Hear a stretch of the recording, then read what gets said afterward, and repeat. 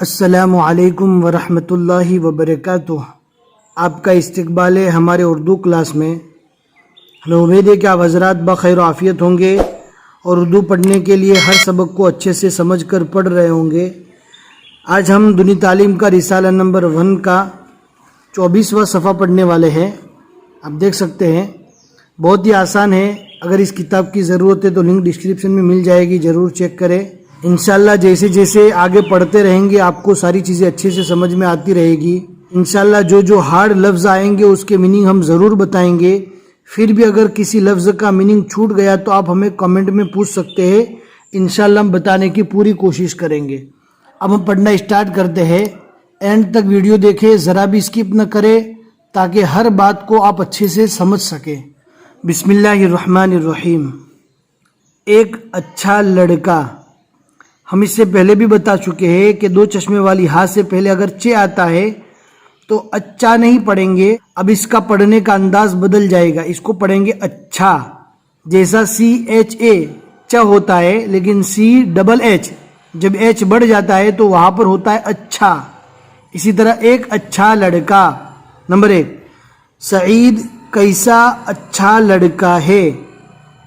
بڑوں کا کہنا مانتا ہے، بھائی بہن سے محبت رکھتا ہے، کسی سے جھگڑتا نہیں۔ جھگڑتا یعنی لڑائی نہیں کرتا، جھگڑا نہیں کرتا، کسی سے جھگڑتا نہیں۔ نمبر 2، تمیز سے بات چیت کرتا ہے، ہمیشہ سچ بولتا ہے۔ ہمیشہ یعنی ہر وقت سچ بولتا ہے، پرائی چیز نہیں چھوتا۔ پرائی کا میننگ ہوتا ہے دوسروں کی چیز کو ہاتھ نہیں لگاتا، نہیں چھوتا، پرائی چیز نہیں چھوتا۔ نمبر 3، بے اجازت کہیں نہیں جاتا۔ جیسا کہ آج کل بچوں کی عادت ہوتی ہے کہ بغیر اجازت کے دور دور نکل جاتے ہیں، بے اجازت کہیں نہیں جاتا۔ برے لڑکوں سے میل جول نہیں رکھتا۔ برے لڑکوں سے میل جول نہیں رکھتا، یعنی جو برے لڑکے ہوتے ہیں، بدمعاش لڑکے ہوتے ہیں، ان کے ساتھ ملتا جلتا نہیں ہے۔ نمبر 4، اپنے دوستوں کی عزت کرتا ہے، شیخی اور غرور نہیں کرتا۔ شیخی یعنی تکبر، گھمنڈ، غرور یعنی بڑائی، دونوں سیم ایک جیسے الفاظ ہے، دونوں کا میننگ سیم ہے۔ شیخی اور غرور نہیں کرتا۔